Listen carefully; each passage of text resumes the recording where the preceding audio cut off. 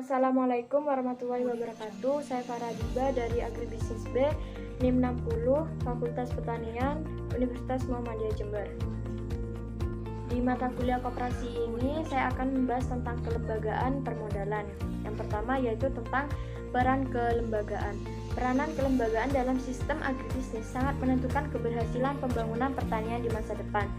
Salah satu masalah utama dalam pengembangan agribisnis padi adalah kebijakan penyediaan sarana produksi, terutama benih, padi, pestisida, dan permodalan. Penyelesaian kebijakan pemerintah di bidang input produksi tidak hanya menyangkut aspek pembenihan dan pupuk, namun juga menyentuh aspek pembiayaan usaha tani. Yang selanjutnya, kelembagaan permodalan. Kelembagaan permodalan ini menyediakan modal bagi sektor agribisnis, baik berbasis komersial maupun menyalurkan kredit program yang disamakan oleh pemerintah. Keberadaan lembaga permodalan akan mempengaruhi petani yang mengusahakan komoditas pertanian, tertentu melalui pengaruhnya terhadap kemudahan petani untuk mendapatkan pinjaman modal usaha tani. Selanjutnya yaitu tentang masalah apa sih yang paling dasar bagi sebagian petani di Indonesia, yaitu masalah keterbatasan modal yang dimiliki oleh para petani. Hal ini dikarenakan kurangnya akses petani dalam mendapatkan bantuan kredit dari bank, serta kurangnya kesadaran petani akan fungsi dan peran kelompok tani dalam peningkatan posisi tawar petani yang akan bermasalah pada pengembangan usaha petani.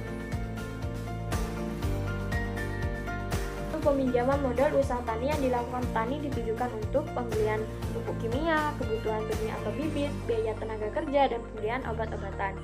Nah, dari keempat ini mungkin saja di tahun yang akan datang mungkin saja membutuhkan modal yang lebih besar atau lebih kecil. Nah, seperti contohnya kebutuhan benih atau bibit. Nah, di musim tanam yang akan datang mungkin saja modal yang dibutuhkan untuk kebutuhan bibit atau benih ini lebih menurun dibandingkan tahun sebelumnya, karena mungkin pada musim tanam yang sebelumnya petani sudah menyisihkan untuk digunakan sebagai benih di musim tanam yang selanjutnya.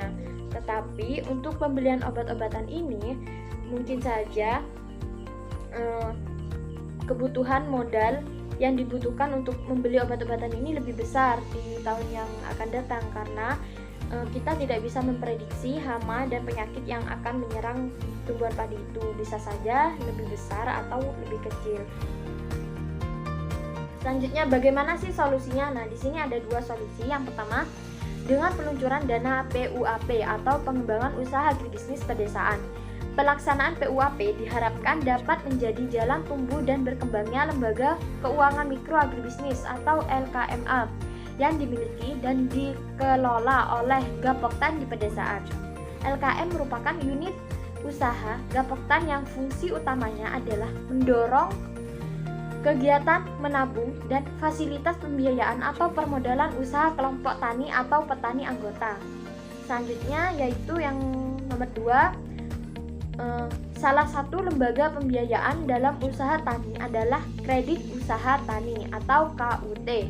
Kredit usaha tani adalah kredit modal kerja yang disalurkan melalui lembaga keuangan atau bank, koperasi, dan KUD, dan LSM, lembaga swadaya masyarakat, yang digunakan untuk membiayai usaha tani dalam intensifikasi tanaman padi, palawija, dan hortikultura.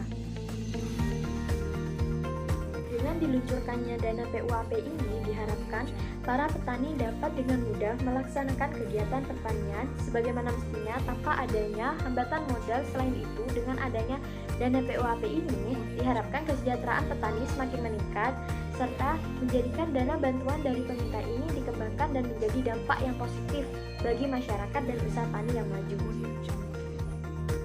Demikian presentasi dari saya.